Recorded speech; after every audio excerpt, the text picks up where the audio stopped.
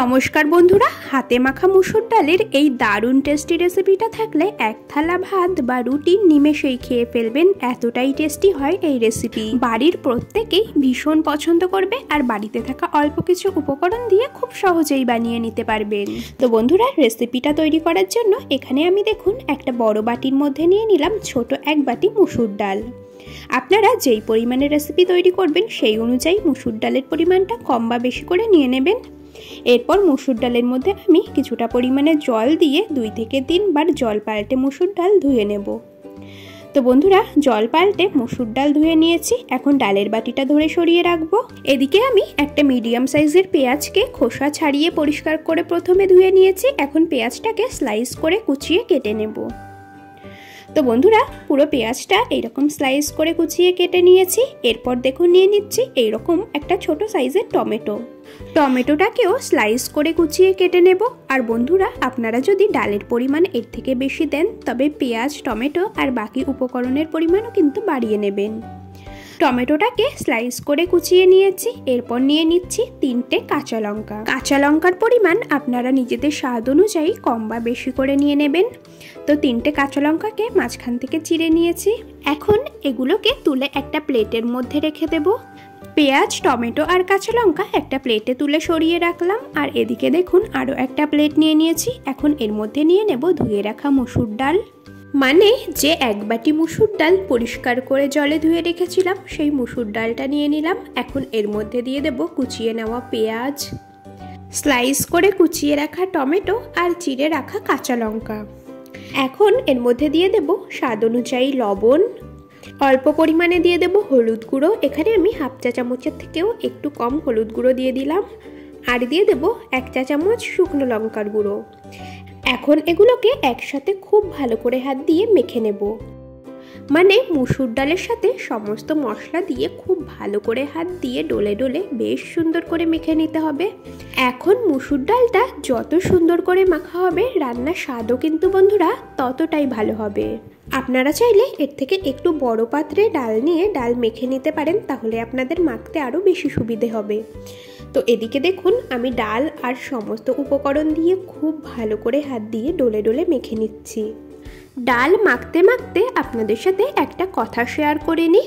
আজ আমার এই রেসিপিটা দেখতে যদি নতুন কোনো বন্ধু এসে থাকেন তবে প্লিজ চ্যানেলটি সাবস্ক্রাইব করে বেল নোটিফিকেশন অলে সেভ করে দেবেন, যাতে আমি নতুন কোনো ভিডিও আপলোড করা মাত্রই সবার আগে আপনার কাছে পৌঁছয়। তো বন্ধুরা, এদিকে আমি আপনাদের সাথে কথা বলতে বলতে মুসুর ডালটা খুব সুন্দরভাবে হাত দিয়ে মেখে নিয়েছি।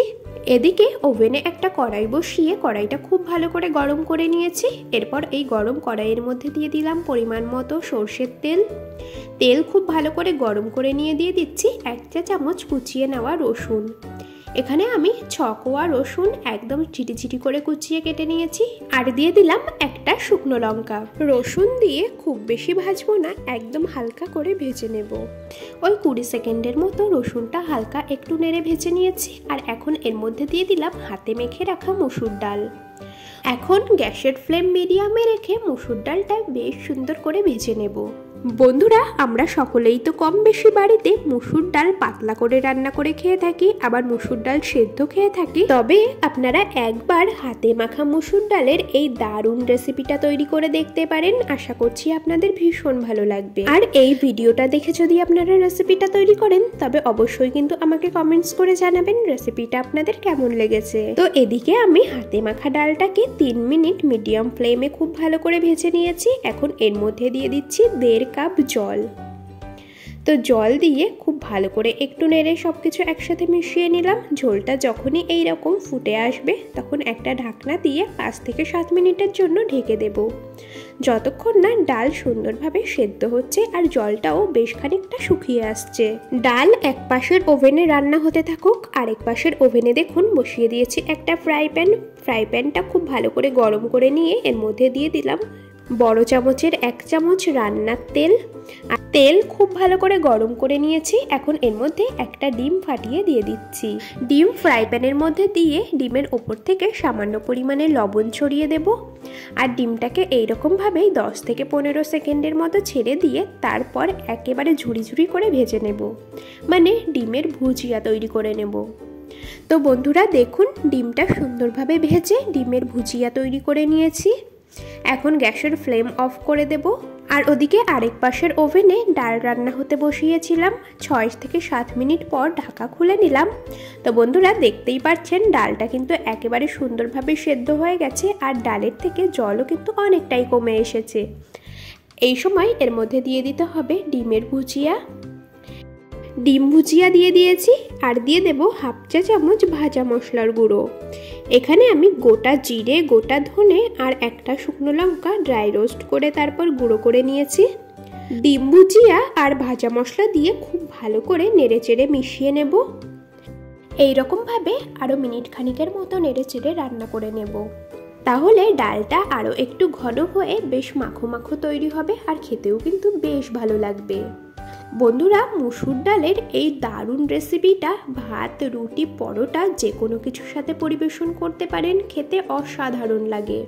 তো এদিকে আমার ডালের এই রেসিপি একদম কমপ্লিট হয়ে গেছে। এখন এটাকে একটা প্লেটের মধ্যে পরিবেশন করে নেব। বন্ধুরা, আমাদের আজকের এই হাতে মাখা মুসুর ডালের রেসিপিটা সম্পূর্ণ দেখার পর আপনাদের যদি ভালো লেগে থাকে তবে ভিডিওটিতে একটি লাইক এবং বন্ধুদের মধ্যে শেয়ার করে দেওয়ার অনুরোধ রইল। আমার সকল বন্ধুদেরকে অসংখ্য ধন্যবাদ জানিয়ে আজ এখানেই শেষ করছি। আবার দেখা হবে পরবর্তী কোনো রেসিপির সাথে। ততক্ষণ সকলে ভালো থাকবেন, সুস্থ থাকবেন।